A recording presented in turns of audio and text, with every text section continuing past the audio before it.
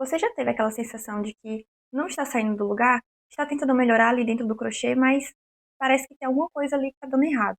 Eu vou te contar os 5 erros que eu cometi no início que quase me fizeram desistir. Fica aqui até o final e veja se você vai se identificar com algum, se você já cometeu algum deles também. E bora lá!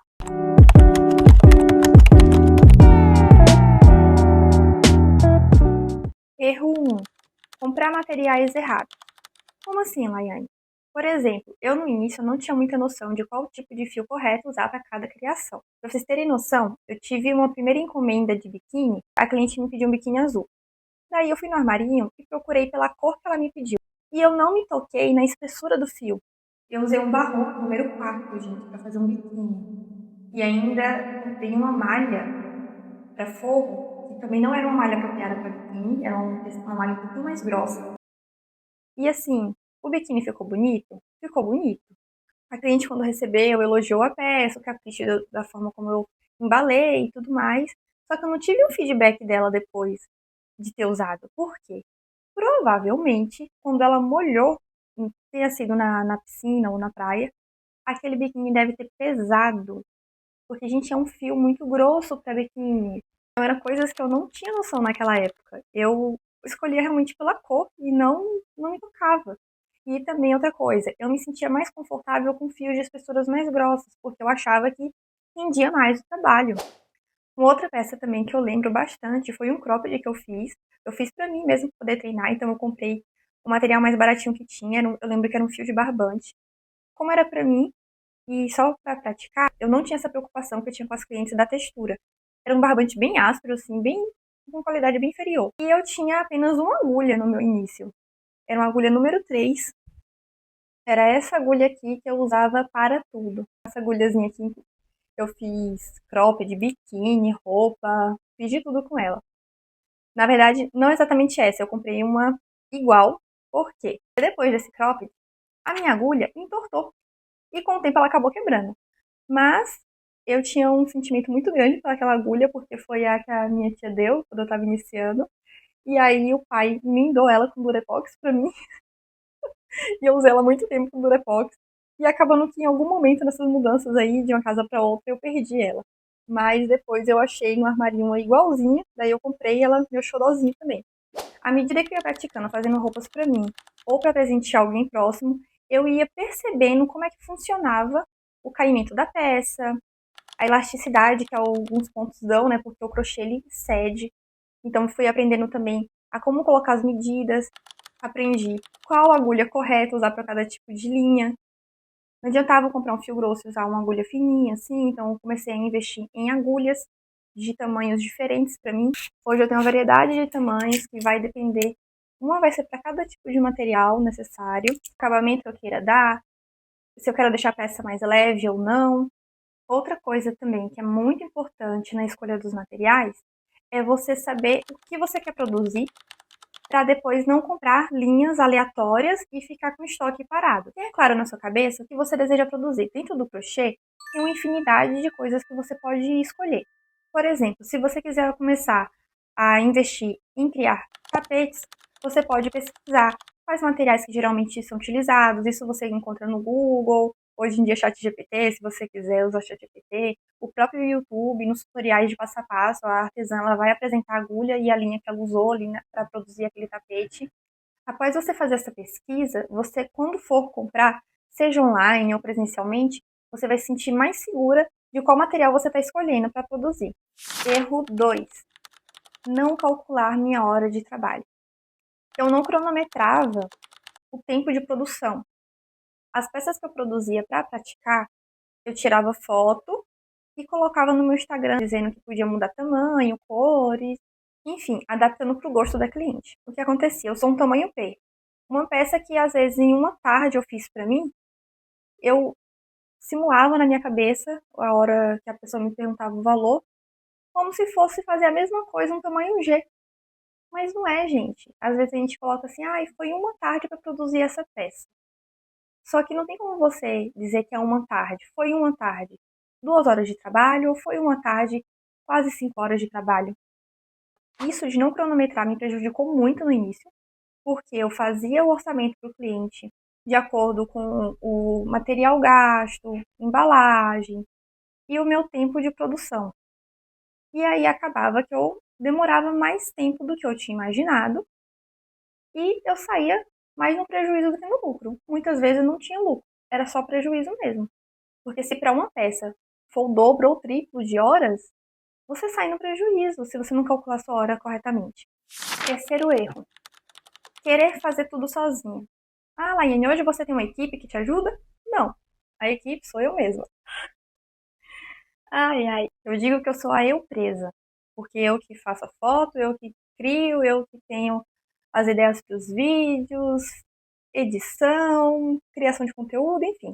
Porém, eu queria fazer tudo ao mesmo tempo, sem planejamento nenhum, e aí eu me cobrava demais. Tipo, eu já quero fazer tudo sozinha e ainda sem organização, daí não dá. Tem que ter um planejamento. Então, depois que eu comecei a perceber que o que estava me atrasando ali era eu não me organizar, aí eu comecei a ter um dia para eu poder ter as ideias de criação de conteúdo, outro dia para executar essas ideias, outro dia para editar. Seja foto, vídeo, o que for. O que eu tinha criado naquele dia anterior, outro dia seria para edição. E quando é o dia de criação de peças, eu tiro aquele dia ali só para poder criar minhas peças. Assim eu consigo me organizar ao longo da semana e dar conta de tudo, mas sem ficar doida. Porque no início ficava uma bagunça. Uma bagunça mesmo, gente. E eu ainda morava na casa da mãe, a bichinha ficava agoniada, que a mãe não gosta de bagunça.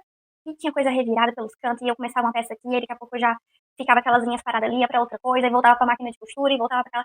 Ficava tudo bagunçado, porque eu não tinha planejamento.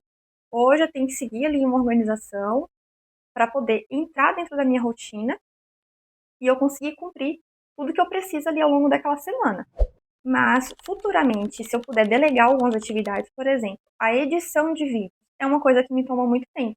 Ter alguém para editar os conteúdos para mim, porque eu já faço todas essas outras partes e ainda ter um dia inteiro em que eu poderia estar criando peças ou gravando mais vídeos aqui para vocês, eu tenho que tirar um dia inteiro só para editar. Eu não sei se é por eu estar aqui iniciando ainda os vídeos do YouTube, mas eu demoro muito tempo, eu demoro, sei lá, umas 7 a 10 horas para editar um vídeo aqui no canal. Isso é muito tempo. Aí você pode estar se perguntando, tá, Lai, você tem essa habilidade de foto, vídeo, você faz e fica legal. Mas eu não sei. Eu realmente queria só começar o crochê e me preocupar só em produzir as peças e vender. Não quero me preocupar em fazer foto e vídeo para conteúdo de rede social. Mas se você tiver alguém próximo, uma amiga, um amigo, ou até mesmo um filho ou filha que tem essas habilidades, você pode pedir ajuda a eles. Se for um filho, melhor ainda, né? Porque tá dentro de casa, ali assim que você terminar a sua peça, você já pode chamar, filho, me ajuda aqui, faz uma foto bonita para mim. E assim, é importante você ter as redes sociais hoje em dia para divulgar seu trabalho. Seja no WhatsApp, Facebook, Instagram, TikTok, o que fica melhor para você, a rede social que você mais se identificar, você usar ela para poder estar sempre postando ali seus produtos, para as pessoas verem e reconhecer seu trabalho. Começar a olhar para você e pensar assim, olha que legal, ela faz aquilo. E aí você vai ser sempre lembrada. Erro 4. Querer fazer estoque sem um nicho definido. Gente, eu sofri com isso, viu? Investi simplesmente R$ 1.000 e poucos, numa época em que o meu limite de cartão não chegava nem a 300, porque eu não tinha uma renda maior do que isso para poder pagar uma fatura de cartão que fosse mais de R$ 300. E eu tive a coragem de investir R$ 1.000 e poucos. O que aconteceu? Eu me endividei. Eu achava que eu comprando um monte de linha, um monte de material, quando uma cliente me pedisse uma peça, eu nem ia precisar ir até o armarinho para poder comprar aquela cor específica que a cliente pediu, porque eu já ia ter um estoque em casa, e isso ia render meu trabalho, tempo de produção e tudo mais, porque já ia estar ali, eu já ia começar a fazer na mesma hora que eu estivesse conversando, fechando o orçamento com a pessoa, eu já ia começar a produzir. Gente, pra quê? Maior arrependimento da minha vida, porque eu fiz essa compra online de fios que tinham uma mistura com poliéster, outros fios que era só com elastano. Comprei muitos elásticos também, porque o que foi o meu erro? Eu confundi público-alvo com nicho, que são coisas diferentes. Meu público-alvo eram mulheres, ou seja, moda feminina. Dentro de moda feminina tem um leque de possibilidades. Podia ser vestuário, acessórios, moda praia. Então, o que eu fiz? Comprei linha para fazer roupa, comprei linha para fazer biquíni. Aí, se eu vou fazer biquíni, eu tenho que ter elástico, eu tenho que ter forro. Aí, se eu vou fazer roupa, eu tenho que ter outro tipo de agulha também, para fazer os acabamentos. Então, assim, foi um investimento enorme para uma pessoa que não tinha dinheiro e que não tinha foco do que queria produzir. Por isso que eu iludi achando que ia ter um retorno rápido. Demorei anos para poder conseguir pagar essa dívida. E até hoje eu tenho fios dessa compra e que ainda estão embalados, que eu nem usei. Por quê? Eu estou acostumada a usar um fio de algodão e uma espessura média, ali geralmente eu uso uma agulha 3, 4,5.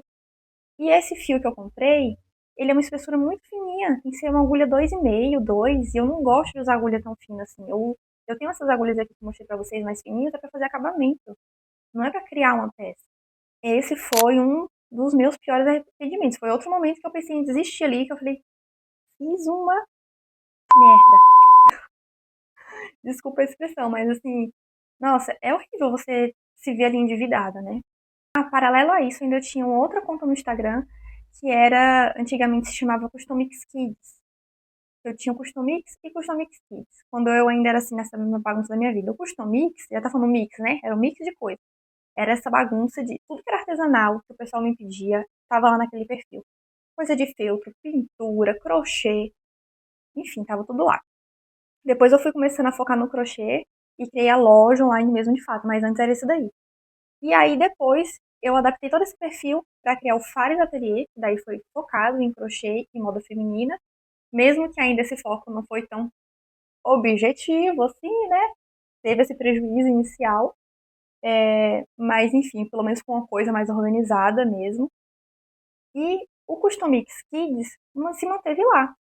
E eu ainda conseguia receber encomendas com ele. E paralelo a esse novo empreendimento do Fares Atelier, e todo esse investimento que eu tinha feito, eu também tinha que comprar material para o público infantil. Porque uma roupa para recém-nascido, eu não vou usar qualquer tipo de fio, qualquer tipo de lã. Tinha que ser uma lã específica, uma lã que tem um. Ai, gente, eu não vou lembrar a palavra. Mas é uma lã própria para recém-nascido, sabe? Que não vai dar problema na pele dele, nem nada. Era aquela bagunça de coisas, muita informação para uma pessoa só. Aquilo que eu falei lá no erro 1. Se você não tiver um nicho definido, você não vai saber qual material correto para comprar. Você vai fazer um estoque sem necessidade, que vai ficar parado ali no seu armário. Você não vai ser reconhecida pelo que você está fazendo, por quê? Para você ter um reconhecimento do que você está fazendo, você precisa ser lembrada por aquilo. Se eu fizer um monte de coisa, a pessoa vai olhar aquele monte de informação ali no meu perfil e não vai se conectar a uma coisa só. Por exemplo, se no meu perfil infantil eu fizesse só amigurumis, aí quando alguém visse o amigurumi ia lembrar de mim. Ah, a Lai faz amigurumis. Só que aí eu fazia amigurumi, eu fazia sapatinho para recém-nascido, eu fazia touquinha, eu fazia enfeite. E aí eu não tava crescendo ali dentro da minha área. É aquilo mesmo de você ficar repetindo, repetindo o erro, sem saber onde está errando.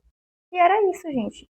O nicho é muito importante para você começar. Antes de tudo, mesmo, você precisa ter o seu nicho definido. Inclusive, isso seria um assunto muito bom para abordar aqui num vídeo só para isso, de falar nicho, público-alvo, persona. Deixa aqui nos comentários se você acha interessante também, se eu devo trazer um vídeo falando sobre isso. Erro 5. Medo de divulgar o trabalho. Lai, mas você me disse que tinha 2 Instagrams e que postava foto e tudo. Sim, eu postava, mas mesmo assim eu ficava insegura e me comparava demais às outras pessoas. Eu não sei se vocês assistiram o primeiro vídeo, eu vou deixar o link aqui na descrição, que lá eu falava sobre isso, né? Sobre essa insegurança, esse medo que a gente tem quando tá começando. Mesmo eu postando as minhas fotos, tentando entregar sempre o melhor em ângulo, qualidade, não tinha um celular bom, mas assim, eu usava um aplicativo de edição para melhorar a qualidade da imagem, me esforçava, eu fazia o que estava ali dentro do meu alcance para entregar fotos boas ali para mostrar meu produto. Mesmo assim, eu ficava com medo, eu achava que as pessoas não iriam gostar, eu pensava assim, ai, será que isso que eu tô colocando, as pessoas não vão ficar falando que tá feio? Ou, sabe, uma loucura assim que passava na minha cabeça, porque quando eu postava, as pessoas elogiavam. Mas por que eu coloquei isso como um quinto erro? Porque às vezes eu deixava de postar alguma coisa que fosse interessante, de repente iria atrair o público mais específico que estava procurando, e eu não postava por insegurança. E outra coisa também, eu não aparecia nos stories. Não gerava uma conexão ali com aquelas pessoas que me seguiam, de estar mostrando a rotina, mostrando o meu dia a dia ali na produção, porque eu ficava com esse medo. Eu realmente postava só feed, né, que é foto e vídeo ali que ficava intacto, eu não teria um pré-julgamento de ser um vídeo no story que eu teria que aparecer falando, ou vendendo a peça, ou mostrando o que eu estava fazendo, o lugar que eu estava fazendo. Eu poderia ter aparecido mais, mostrando os bastidores, mas aí eu ficava com vergonha de, eu não tenho um ateliê, eu só tenho uma mesinha, e eu vou postar o vídeo assim? Eu não, eu tenho que mostrar como eu tô fazendo acabamento. Será que eu tô fazendo o acabamento certo pra tá aparecendo aqui no vídeo? Depois outra crocheteira vai ver e vai falar, essa menina tá fazendo errado. E acabando que eu só tinha aquele Instagram de vitrine. Você entrava, só tinha aquelas fotos lá dos produtos, não gerava nenhuma conexão com o público, nem pelos stories, nem pelo feed. E esse é um arrependimento que eu tenho também do início, que eu já poderia ali, desde o início, ir perdendo essa vergonha. Porque quando você vai aparecendo nos vídeos, nos stories, você vai perdendo essa vergonha. E isso só vem com a prática. E eu demorei muito a começar a praticar essa parte de aparecer. Porque fotografar é diferente, ali você tá sozinho, tá fotografando. Agora aqui no vídeo é como se eu estivesse conversando com vocês e eu tenho que perder a vergonha de falar. Ainda às vezes dá um pouco de medo, mas eu tô indo mesmo assim. E esses foram os meus 5 erros que eu cometi no início. Na verdade, ainda tem mais, tá? Se vocês quiserem mais conteúdo sobre esses erros de iniciante, pode deixar aqui nos comentários, porque tem bastante assunto para falar. Também me digam aqui se vocês se identificaram com algum deles ou se está passando por alguma situação parecida atualmente, para a gente poder se ajudando, para que você não passe por tudo isso que eu passei. Deixa um like aqui se você gostou desse vídeo, ativa o sininho também das notificações e até o próximo vídeo. Um beijo, gente, e até mais.